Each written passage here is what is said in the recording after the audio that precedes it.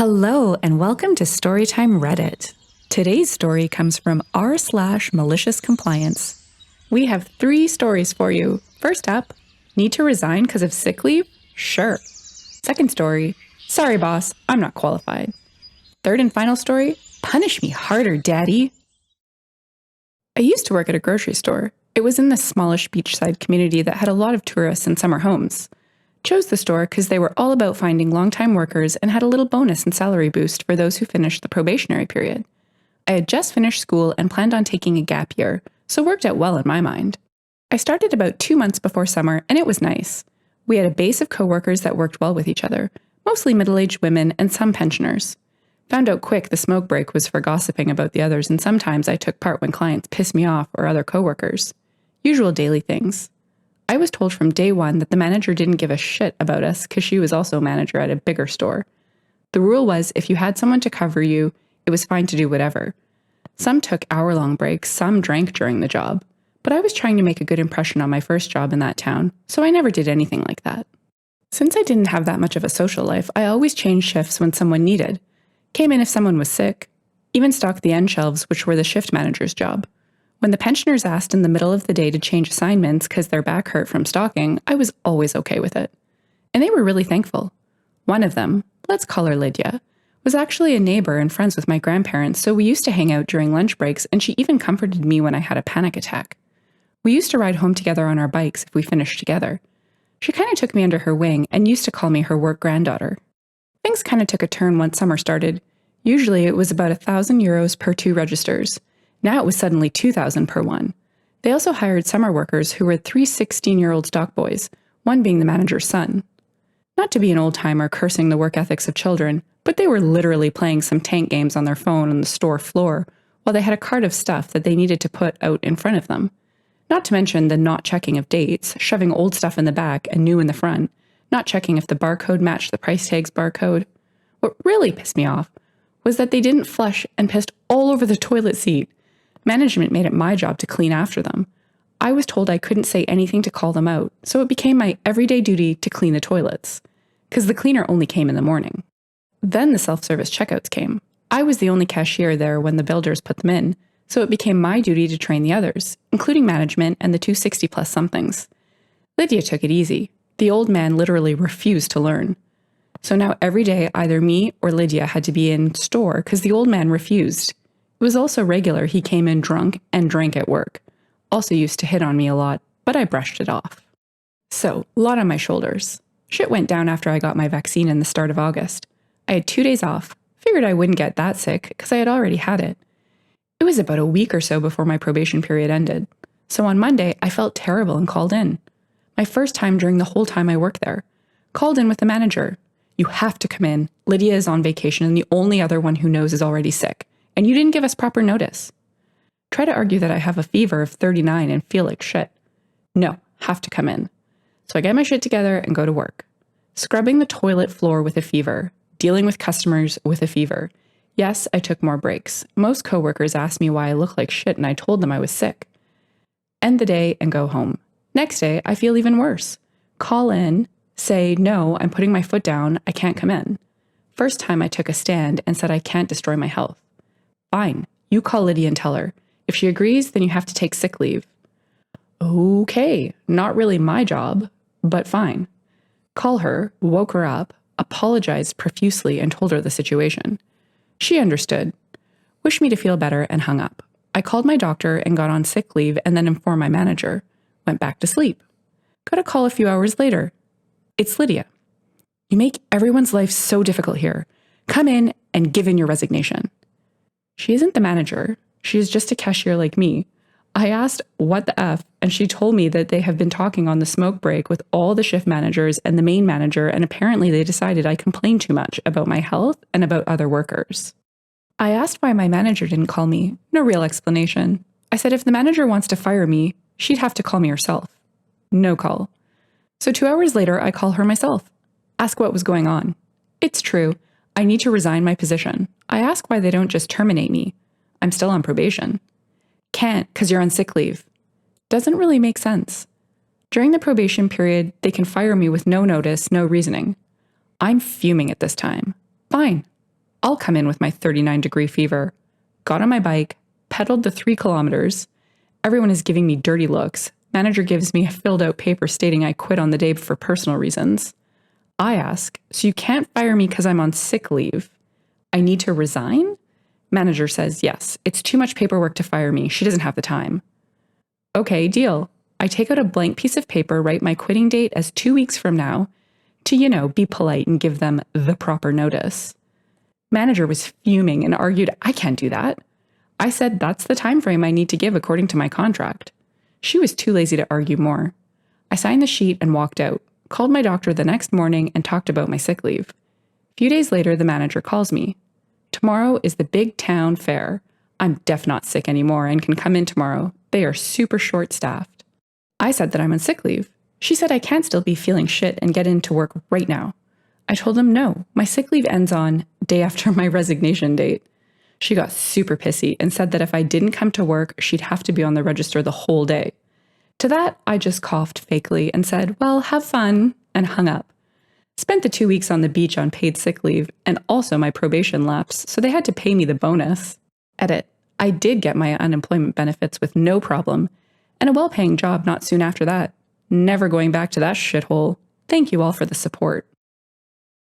First of all, I wouldn't have come in to sign any piece of paper. Secondly, F you, register lady. OP. I was high on meds, running a fever, and exhausted. Also, effing mad. Not a good mindset to make rational decisions. But it worked out well for me, and yes, F the register lady. Damn, Lydia. Don't understand why they wanted to fire you when you sound like the only competent worker they had. OP. I actually later ran into a friend who worked there the previous summer. That's kind of their MO to manipulate young employees to quit before the bonus. I'm not sure if the manager gets a kickback or not. Would make sense, though, for everyone who they managed to run away before. I guess all the extra work was to force me to quit, but I was too stupid to notice. And now for our second story. Sorry, boss, I'm not qualified. This is another Merchant Marine malicious compliance story. My last one was about a guy who refused to work until he was sent home to go on his pre-planned trip to Disney World. In the Merchant Marine, there are licensing and credential requirements that determine what capacity you can work at. It boils down to the more time and experience you have, the higher you can sail. Sometimes you also have to take a test to upgrade your license or rating. At my current company, they have promotion boards once per year. Everyone has a permanent rating that determines the minimum they can sail as. But if you have the license, you can sometimes get temp promoted to a higher job with a higher salary until you either leave that ship or the person you were temp working for returns. On my ship several years ago, there was a third assistant engineer. This guy was working as a third, but already had his second assistant's license. When he arrived, he had just completed the test to upgrade to first assistant engineer, but was waiting on his new license to come. In the engine department, the highest is chief engineer, then first assistant, second, and so on. This engineer had put in his promotion package to advance to second assistant engineer permanently, but he failed to be promoted. Specifically, the company told him he was not qualified for promotion to second engineer. This meant he couldn't be permanently promoted to second, but he could get temp jobs. Several months after he got on board, the chief engineer, Chief Eng, wanted to give the second leave for a month or two, so the second would leave for 30 or 60 days, then come back. To do his job, he wanted the third to fill in the meantime. The third said, nope, sorry, no can do. You see, I'm not qualified, according to our employer. What the chief eng didn't know was that the first engineer had to leave for some reason 30 days after the second was due to leave. The second did not hold a first engineer license, but the third did. The first engineer left and there was no one on land to replace him, so the third engineer, whose license had come in since then, skipped right over 2 levels and became the new first. He said, "You people said I'm only not qualified for second. You didn't say anything about first." I assume that came with a bump in pay. Otherwise, true maliciousness would have been to stay as third and really screw the company over. OP. Yes, that's correct. It was almost a double bump in pay. So for some reason, if he took the second's job, he would not have been able to go up to first. I forget why. By staying at third and then skipping up, he made it happen. Probably some rule about if you're temp filling upgrades, you can't then temp fill up further. I'd imagine that's more of a staffing thing to prevent a domino effect, or because to deny leave because the only replacement is a temp. Just my assumption because of how management works elsewhere, not based on actual knowledge. OP. No, it was like the chief eng wouldn't have let him move from second to first because they didn't have any seconds. But he could go from third to first for some reason, because they had other people with a third's license to backfill his old job. I don't even remember who took over for the second. As much as my family has been around water and boating, it's only been casual, for fun. I've always been fascinated at those who take to the water for an actual career. I bet you lead a very interesting life. OP. Oh yeah, I'm totally an international man of mystery, traveling all around the world and ordering vodka drinks. In reality, it's a lot of boring shit, and some cool shit sometimes. Now with Vid, it has been totally awful at times. I was stuck for months going into and out of Singapore, but not able to get off. They literally locked the gate and had armed guards watching us. I ran out of soap, shampoo, and body wash, and the ship ran out of cigarettes. It was like jail. Cigarettes were being sold for like $5 a smoke or some crazy shit. Eventually, they figured out how to get us supplies. And now for our final story, Punish Me Harder, Daddy. Hey y'all, this is story number 3 in my series of merchant marine malicious compliance stories. This next one is well known at my company and remembered fondly by all. There was an a-hole captain, we'll call him Captain B for short. Captain B was captain of a tanker that would give jet fuel and diesel to Navy ships while at sea. We call it underway replenishment.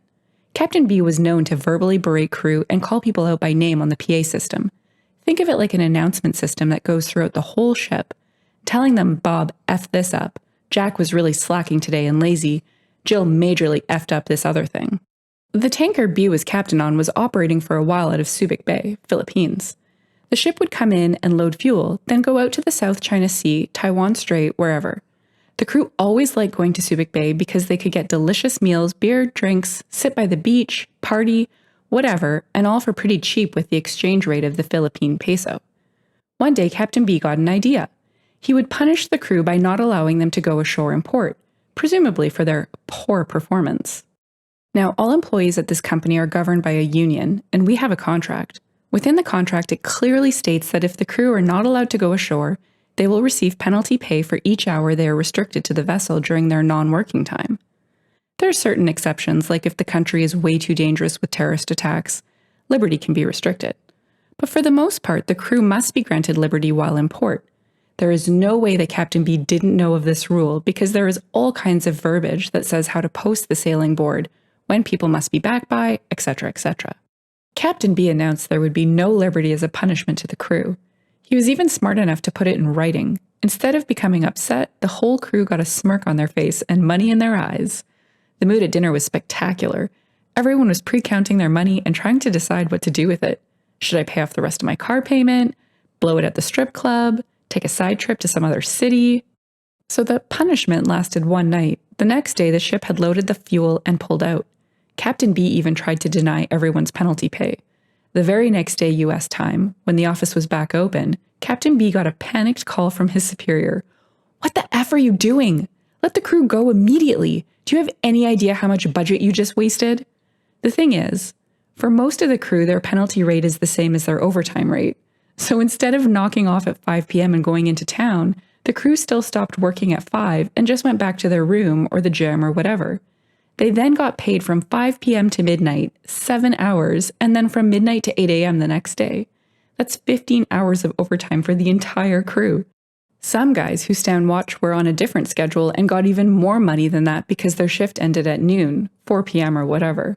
In fact, people that normally would have worked overtime in the evenings didn't because they were getting paid anyway, so why work? A week later, the ship pulled back into the Philippines and everyone went out onto the town and threw a huge party and did toasts in the captain's honor. He essentially gave everyone drinking and partying money while trying to punish them.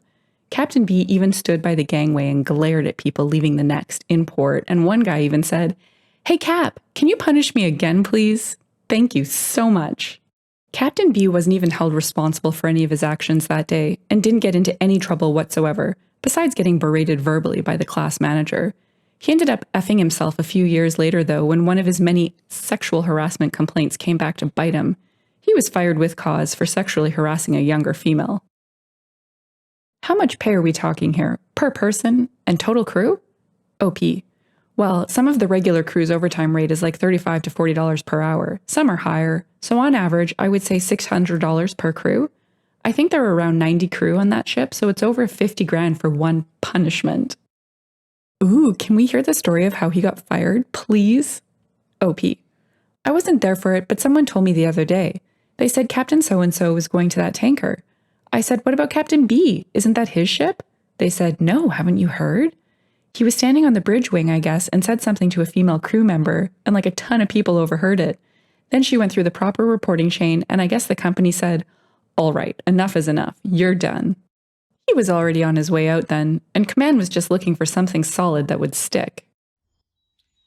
If you've enjoyed the story and would like to hear more, consider liking, subscribing, and leaving a comment. I hope you'll come again soon. Bye for now!